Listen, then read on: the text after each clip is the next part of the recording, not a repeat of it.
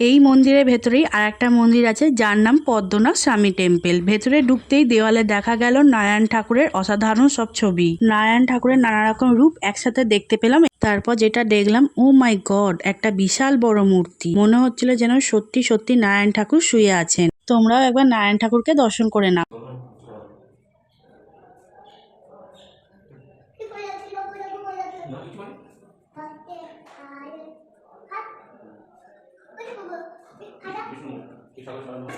ওখান থেকে বেরোতেই নজরে পড়লো জগন্নাথ ঠাকুরের রথের চাকায়। এই চাকাটা আবার ঘোরানোও যায়। একটু এগোতেই দেখতে পেলাম একটা বড় অসুরের মুখ। তার ভেতরে ঢুকতেই দেখলাম একসাথে 108টি শিবলিঙ্গ রয়েছে। চারিদিকে এক লাইনে ভারতের বিভিন্ন জায়গায় শিব ঠাকুরের শিবলিঙ্গ এক জায়গায় দেখা যাচ্ছে। তোমাদের কেমন লাগলো আজকের ভিডিও অবশ্যই কমেন্টে জানিও, আর কমেন্টে হর হর মহাদেব লিখে যেও।